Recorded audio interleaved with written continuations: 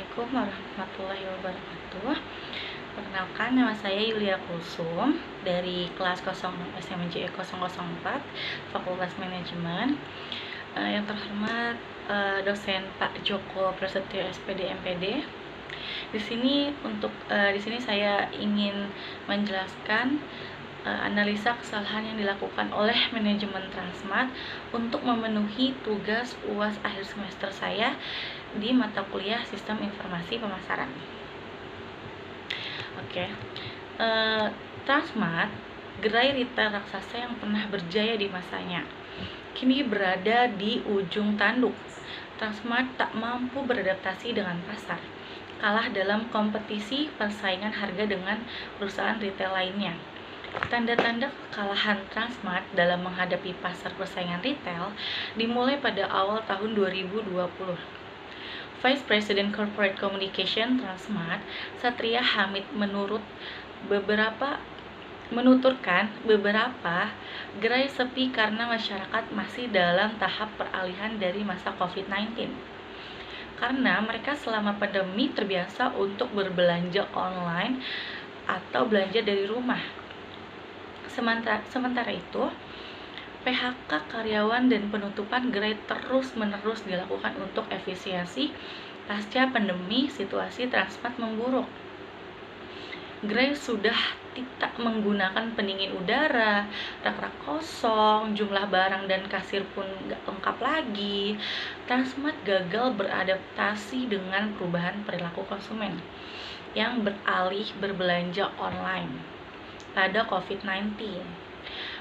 Konsumen juga mengeluhkan soal mahalnya harga di retail tersebut dibandingkan dengan kompetitor yang lainnya. Di tahun yang sama, 30 September 2020, PT Trans Retail juga mendapatkan gugatan dari PT Tritunggal Adia Buana untuk restrukturisasi utang melalui skema penundaan kewajiban pembayaran utang atau yang disebut PKPU, karena Trans Retail tidak kunjung melunasi hutangnya. Berdasarkan informasi yang tersedia, terdapat beberapa kesalahan yang dapat disimpulkan dilakukan oleh manajemen Transmart.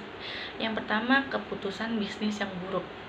Salah satu kesalahan yang dilakukan oleh manajemen Transmart adalah mengambil keputusan bisnis yang buruk.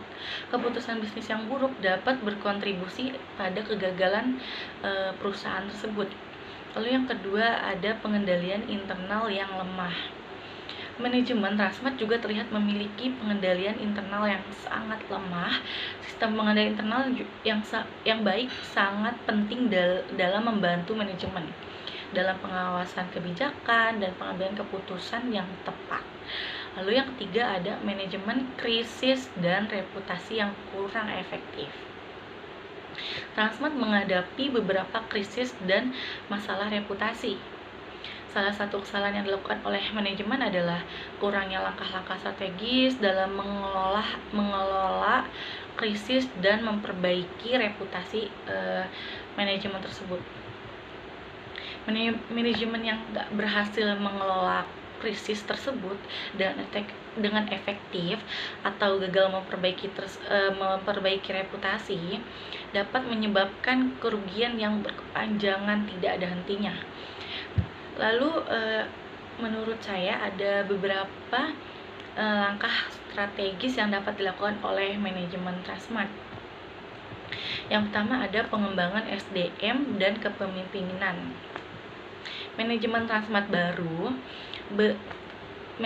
Transmart harus berinvestasi dalam pengembangan sumber daya manusia mereka.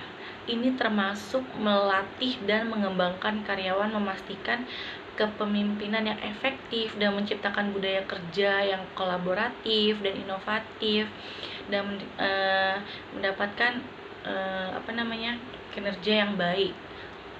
Lalu yang kedua, ada manajemen keuangan yang lebih efisien. Transmart harus memastikan bahwa manajemen keuangan mereka efisiensi dan transparan. Hal ini melibatkan pengawasan keuangan, pengawasan yang ketat terhadap pengeluaran, pembayaran utang, dan manajemen harus memiliki arus kas secara umum. Mereka juga harus mampu mengidentifikasi dan mengurangi biaya yang tidak perlu atau tidak efisien. Lalu solusi yang ketiga ada inovasi dan adaptasi. Transmart harus siap untuk beradaptasi dengan perubahan pasar dan teknologi yang bergerak maju. Mereka harus berinovasi dalam produk, proses, model bisnis mereka untuk tetap relevan dan kompetitif di pasar yang berubah-ubah. Lalu solusi yang terakhir yaitu pengelolaan persediaan yang efektif. Seperti yang saya jelaskan tadi di nomor 3, pengelolaan persediaan yang efektif, manajemen persediaan yang buruk dapat menyebabkan biaya yang tinggi dan penurunan kepuasan pelanggan. Transmart perlu meningkatkan sistem pengelolaan persediaan mereka untuk memastikan ketersediaan barang yang memadai, mengurangi kelebihan persediaan, dan mengoptimalkan rotasi persediaan. Lalu kesimpulan yang bisa saya simpulkan dari penjelasan-penjelasan tersebut, Transmart perlu berempati terhadap kekhawatiran pelanggan dan investornya. Perusahaan harus memahami bahwa penutupan telah menyebabkan ketidakpastian dan kekhawatiran yang harus melakukan hal yang terbaik untuk mengatasi masalah tersebut. Transmart juga perlu proaktif dalam komunikasi krisisnya. Perusahaan seharusnya tidak menunggu krisis mencapai puncaknya sebelum mulai berkomunikasi dengan para pemangku keuntungannya. Transmart harus mulai berkomunikasi lebih dari awal dan sering, dan harus menggunakan semua aluran komunikasinya untuk menjangkau pemangku kepentingannya. Mungkin hanya segitu saja yang bisa saya analisis tentang Transmart. Kurang lebihnya saya mohon maaf. Terima kasih. Assalamualaikum warahmatullahi wabarakatuh.